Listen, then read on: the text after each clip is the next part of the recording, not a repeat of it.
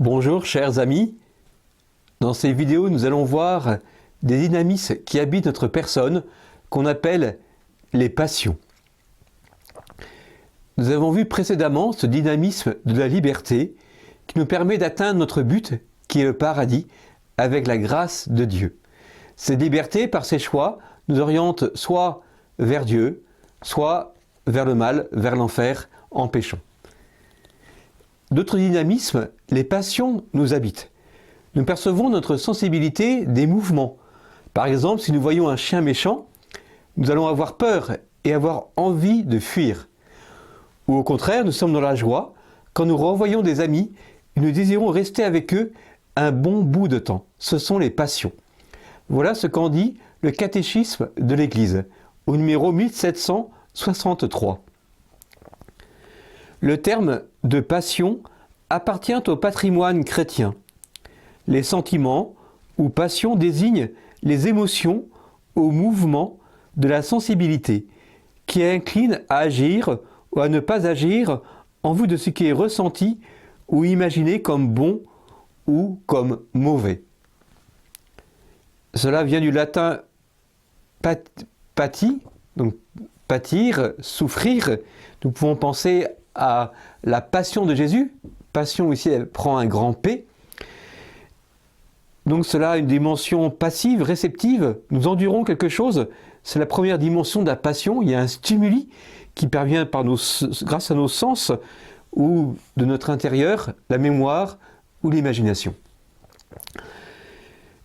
Par exemple, nous voyons un chien méchant, nous sommes dans la crainte, nous voyons des amis, nous sommes dans la joie.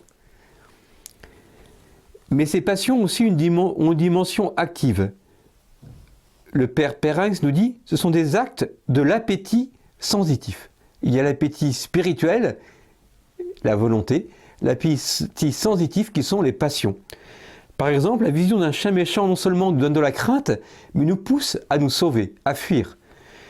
Apprendre que des amis viennent dans notre ville, non seulement augmente en nous l'affection pour eux, mais nous donne un désir et nous pousse à les rencontrer, à les appeler au téléphone.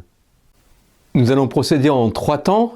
Cette première vidéo va présenter les différentes passions. Il y en a 11 pour mieux comprendre notre fonctionnement intérieur. Une deuxième vidéo va parler de l'aspect moral de la passion, dans quelle mesure elle sert à notre bien ou au contraire, elle peut, à cause de notre liberté mal orientée, agir pour notre mal. Enfin, dans une troisième vidéo, nous verrons comment guérir et nous convertir.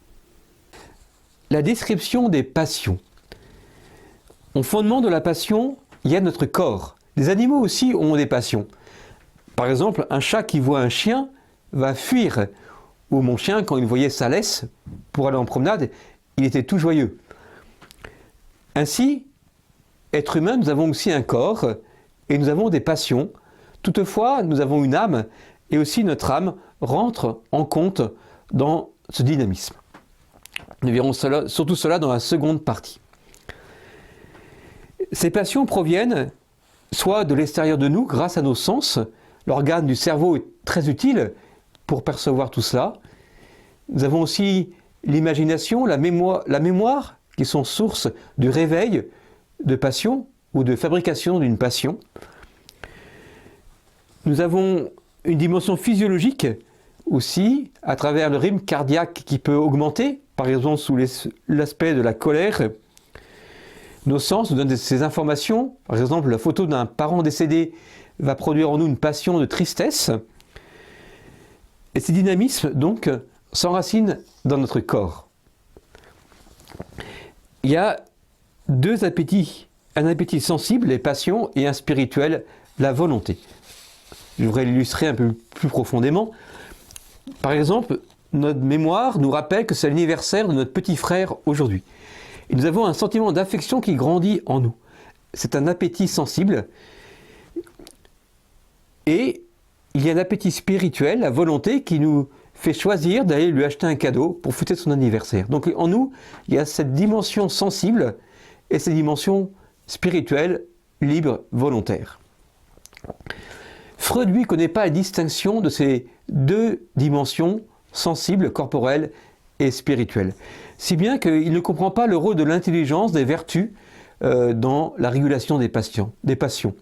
Il pense que les passions sont au centre de notre personne. Il appelle cela l'inconscient. Alors qu'au centre de notre personne, c'est la conscience justement. C'est notre intelligence et notre volonté qui agissent. Aussi, pour certains freudiens, il ne faut pas frustrer les passions. Quelle erreur! Quelle erreur, car ils ne prennent pas en compte l'ensemble de la dimension humaine. Ils sont voués à l'échec. Dans d'autres êtres non corporels, il n'y a pas de passion. C'est le cas des anges. Les anges n'ont pas de passion. De même, Dieu, qui est esprit, n'a pas de passion.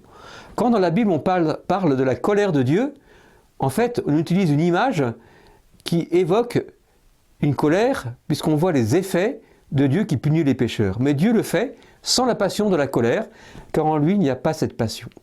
Toutefois, Dieu fait homme, Jésus, a des passions.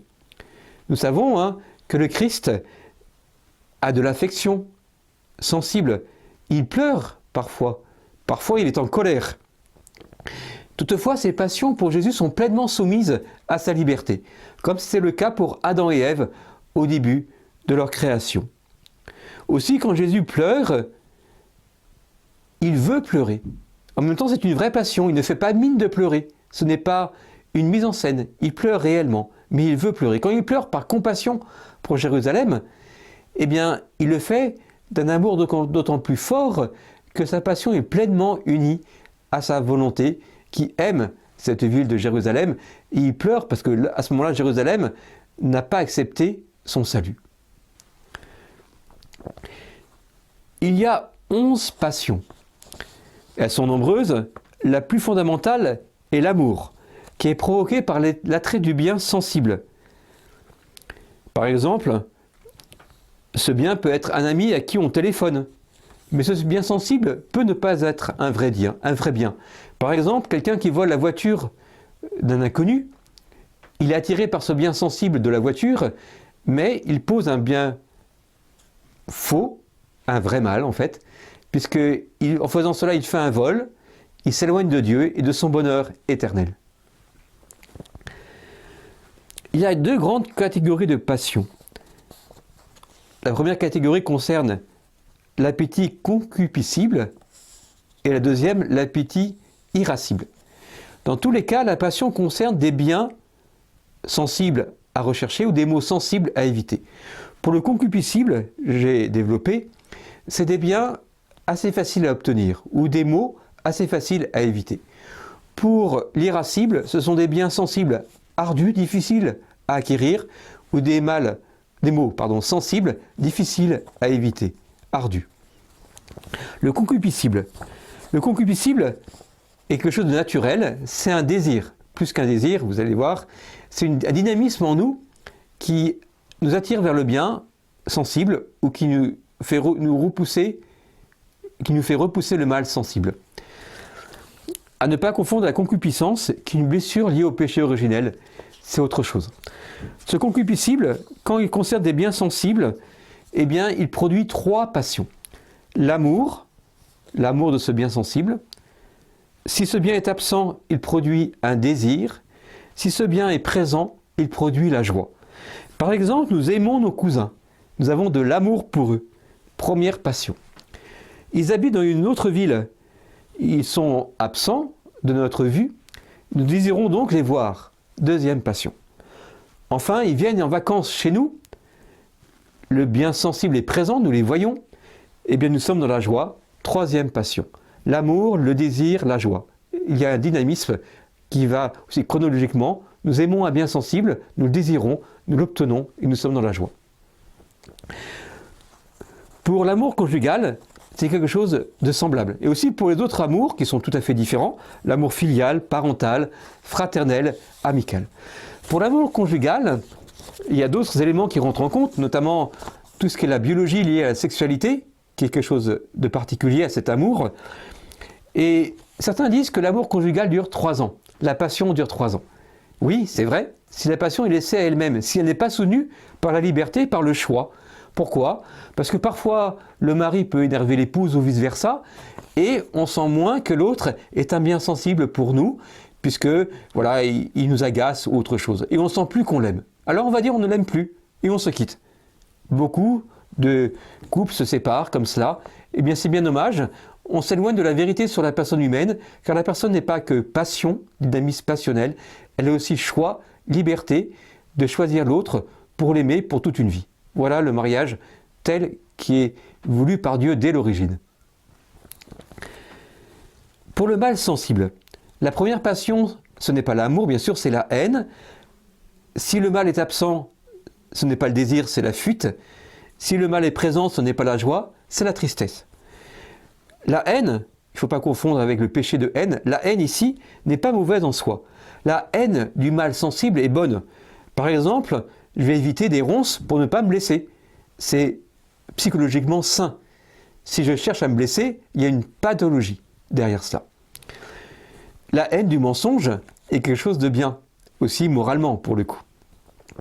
Par contre, la haine du bien, la haine de Dieu, la haine de sa loi morale est quelque chose de mauvais s'il y a une passion qui pousse à cela, et en plus encore plus mauvais, car c'est un péché pour le coup, si librement il y a eu haine de Dieu ou de sa loi morale.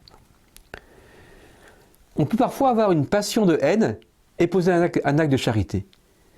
Alors comment? Eh bien, par exemple, nous avons une haine de nos ennemis naturelle, une passion haineuse par rapport à nos ennemis. Alors haineux est peut-être un grand mot, mais d'inimitié par rapport à nos ennemis, parce qu'ils nous ont fait du mal. Toutefois, grâce à notre liberté, eh bien, nous pouvons poser des actes de charité pour eux. Nous pouvons aimer nos ennemis. Non pas parce que nous n'avons pas cette passion de haine, de repoussement, on veut repousser les ennemis, on ne va pas les voir, on ne cherche pas à les voir, mais parce que nous voulons, avec la grâce de Dieu, les aimer, poser des actes de bonté pour eux. Ainsi, on peut aimer nos ennemis, notamment prier pour eux. Là, la haine, c'est ne pas aimer ce n'est pas aimer un mal sensible. C'est psychologiquement sain. Sain, S-A-I-N. Si le mal n'est pas présent, eh bien, on ne va pas le désirer, bien sûr, on va le fuir. Par exemple, s'il y a un champ où on sait qu'il y a des serpents dans ce champ, eh bien, on va détourner notre marche, on va être poussé à détourner notre marche pour fuir cet endroit-là. C'est la fuite. Ça, c'est quelque chose de normal quand c'est un mal sensible. Quand le mal sensible est présent, eh bien, c'est la tristesse et pas la joie, bien sûr. Par exemple, on apprend le décès d'un voisin, il y a un sentiment de tristesse en nous. Même si ce voisin a une belle vie chrétienne et nous pensons qu'il est dans la joie de Dieu, il y a cette tristesse qui vient de la passion, que nous ne pouvons pas le voir, puis le voir. Et en même temps, on peut, dans notre âme, avoir l'espérance et la foi et ne pas souffrir et être dans la paix. Toutefois, notre corps peut exprimer une tristesse. Maintenant, après avoir vu le concupiscible, donc je rappelle l'amour du bien sensible, quand il est absent, on le désire, quand il est présent, on a de la joie. La haine du mal sensible, quand il est absent, nous le fuyons, nous l'évitons. Quand il est présent, nous sommes dans la tristesse. Maintenant, la dimension irascible, qui concerne des biens sensibles toujours, ou des mots sensibles, mais ardus à obtenir ou à repousser. Irascible vient de ira en latin, qui veut dire colère, car la colère donne un dynamisme intérieur pour poser un effort. Alors d'abord, le bien sensible, ardu à obtenir. Il y a deux passions, l'espoir et le désespoir. L'espoir, c'est quand nous estimons que ce bien est obtenable. Par exemple, nous avons un examen à passer, nous avons bien travaillé, c'est assez difficile à obtenir cet examen, mais nous avons l'espoir de l'avoir, qu'il y a des bonnes raisons de l'avoir. Même s'il est difficile à avoir, il est obtenable. S'il n'est pas obtenable, ce bien sensible, eh bien, nous sommes dans le désespoir. Par exemple, nous avons un concours, nous n'avons pas beaucoup travaillé, nous savons qu'il y a peu de reçus chaque année, et nous désespérons de l'avoir avant de connaître les résultats. Par rapport à un bien sensible ardu, possible à obtenir l'espoir, impossible ou très difficile le désespoir. Bien sûr, là, les caractères sont différents les uns pour les autres. Certains seront plutôt tournés vers l'espoir, un peu optimistes, d'autres plutôt pessimistes vers le désespoir. Voilà, l'histoire, les caractères sont un peu différents, mais notre liberté, nous verrons plus tard, rentre en compte aussi pour orienter ses passions. Le mal sensible maintenant ardu à repousser. Il y a ici 3 passions. Si c'est quelque chose qui n'est pas trop difficile à repousser, nous avons de l'audace. Par exemple, nous faisons une compétition de course à pied, nous sommes très bien entraînés, eh bien, nous avons des concurrents qui sont forts, eh bien, c'est ardu de les dépasser, de ne pas être dans la traîne, mais par l'entraînement, nous allons essayer de le faire, nous avons de l'audace. Par contre, un mal sensible qui nous paraît très difficile à repousser, eh bien, nous allons avoir de la crainte, de la peur. Par exemple, nous avons peur de parler en public d'un sujet qui nous est inconnu. Et on nous demande de le faire, et nous avons en nous un sentiment de crainte et de peur. Voilà, donc ça c'est un mal ardu, sensible. Et quand le mal présent est là, nous avons envie de nous venger. C'est la colère. Par exemple, l'enfant qui fait tomber son assiette exprès. On sent une colère monter en nous. La passion, elle est contre, pas automatiquement parce que nous n'aimons pas cet enfant, mais parce que nous ne voulons pas cet acte qui est désagréable à voir, qui n'est pas normal, qui est mauvais pour cet enfant. Eh bien, cette colère, il y a 3 possibilités.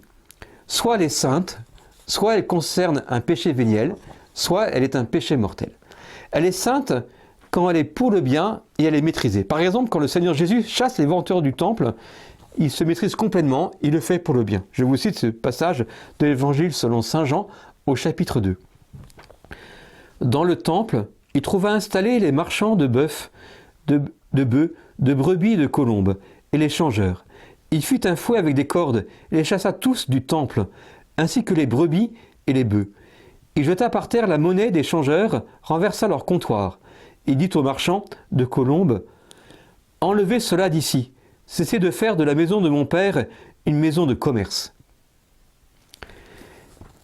La colère est un péché véniel si elle est pour une bonne cause, mais non maîtrisée. Par exemple, cet enfant qui fait tomber exprès une assiette, eh bien, nous grondons pour le bien, pour son éducation, mais on ne maîtrise pas assez le ton de sa voix et on crie plus fort qu'on l'aurait voulu.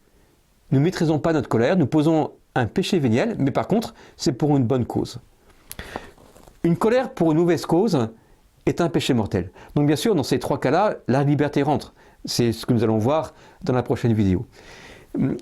Alors, par exemple, c'est quand on se met en colère contre son frère. Le Seigneur Jésus nous dit, dans l'Évangile selon saint Matthieu au chapitre 5, « Tout homme qui se met en colère contre son frère devra passer en jugement. » Imaginons que vous n'aimiez pas votre voisin, c'est une passion sensible, vous ne l'aimez pas. Et puis c'est quelqu'un qui vous fait du mal, et donc vous avez vraiment une répulsion. Hein. Eh bien, si vous vous mettez en colère pour le mal aussi, en l'accusant de choses fausses pour le détruire, et pas seulement pour vous protéger, eh bien vous faites un péché mortel. Donc la colère peut être un péché mortel. Voilà pour cette première partie, pour mieux comprendre les passions. Nous avons vu dans les derniers exemples la liberté entrer en compte, et donc un aspect moral. En soi, la colère comme passion n'est ni moralement bonne ni moralement mauvaise, comme la haine comme passion. Ça dépend ce qu'on va en faire, comment on l'oriente. Nous allons voir dans une seconde vidéo maintenant, bientôt, la dimension morale des passions. À très bientôt. Je vais tous vous confier à Dieu. Que le Seigneur vous bénisse dans tout votre être, au nom du Père et du Fils et du Saint-Esprit. Amen.